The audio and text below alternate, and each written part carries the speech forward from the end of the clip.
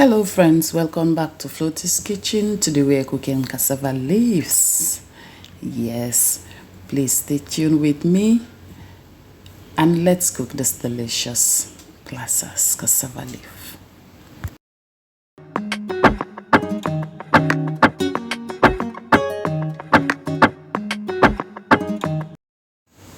The items for today, we have cassava leaves, we have fish, we have bunga, meat, spring onions, eggplant and bitter tomatoes, peppers,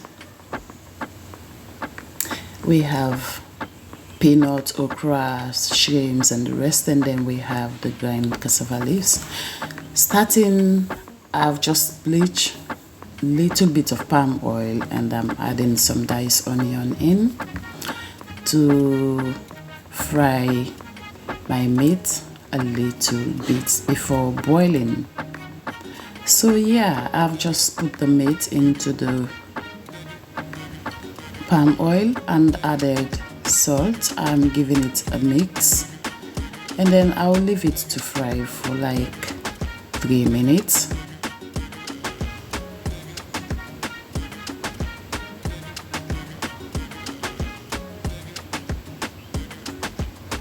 This is how it looks like, and I'm adding water to boil. After boiling it for like 10 minutes, immediately I'm adding the cassava leaves. You need to always make sure you boil the cassava leaves very well. Boil it. It has a smell, that raw smell. Unless you boil it for like 5-10 minutes to cut that smell off. So I've added it and I'm adding the ogiri also. And I'll allow this to boil together with the meat until the meat is tender. I'm giving it a stir and then I'll just leave it to boil. Also, I'll add the palm oil because the palm oil also is raw. So sometimes if you don't cook your palm oil very well, you have that raw taste whilst eating it and it's not really good. It's like eating raw palm oil. So I always boil the palm oil together with the cassava leaves and the ogiri. After boiling that for like 10 minutes, I'm introducing my eggplants. I love this plant so much. I've also added bitter tomatoes and I'll leave this to boil. And adding the granite paste also is very important to add at the early stage of the cooking of cassava leaves, because the granite also needs to cook until the raw taste cuts off. So all these things needs to be put earlier for them to cook very well, so that you have a really tasty, delicious cassava leaf without no odor of rawness. You understand what I'm saying, huh? And then you mix and leave to cook. My fish is prepared already. I'm just adding some salt and hot water to wash it. Our parents taught us to add the fish water into our cooking. But if you're going to do that, you need to really put it to drain down before straining it into your food. So I'm just washing the fish. I've added some salt and I'm using the spoon to really wash it well, wash it very clean to get the sand out. That's what I am doing. Yes, it's very important.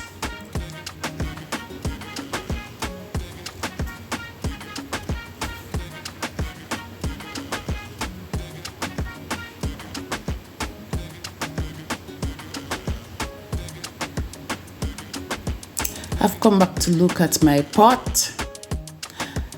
It's doing well.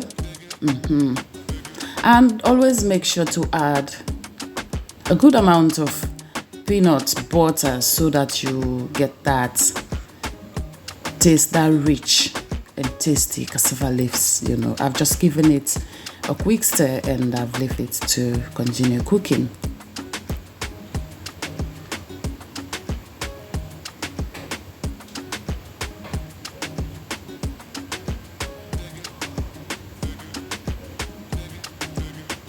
We need to allow everything to cook until the raw smell cut off before any other thing.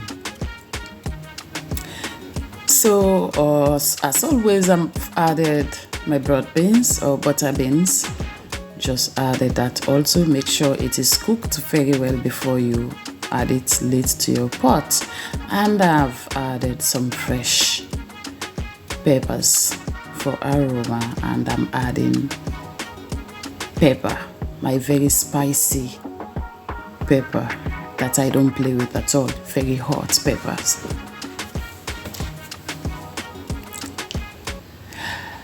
By this time, you'll notice that the cassava leaf is already yummy. You get all the flavors together. It's smelling so delicious, and you know. Okay, I am mixing it now. Mixing it so it will not burn.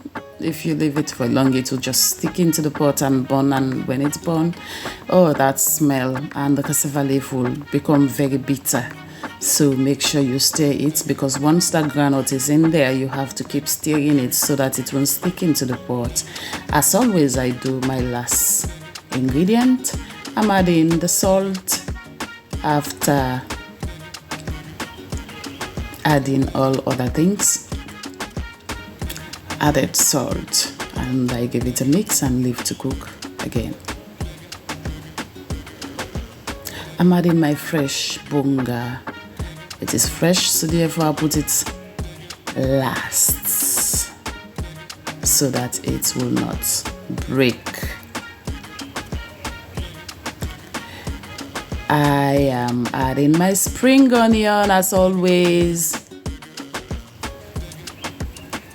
Here I added chicken's powder. I don't think I showed that part. So I've added the spring onion also, and some onion slice. Mix it. As you can see already, it's looking, oh, you will enjoy this. Just follow my steps. And last, I'm adding the okra. You need the okra, and once you put the okra, make sure you don't cover the pot fully, otherwise that sliminess will just cut. It will cut totally. So always make sure you cover the pot half when you introduce your okra into it. And then I'm giving, look at that beautiful look out there. Oh, it's so tasty. Look at that beautiful cassava leaves with all those, precious fish, and then the peppers just make it look, oh my goodness, this is very, you just feel to eat. You just want to eat right now. I promise it tastes very well. I'm a good cook, I cook well. Don't worry on that. Just follow my steps and you will get it right. I taste also for the salt. Please follow me on Facebook, Instagram, and YouTube. And also for you to know whether it is ready, the palm oil need to settle up. You see how it looks. This shows that the palm oil is well cooked. And there we go. Our cassava leaves is ready for munching. Thanks for watching, and bye.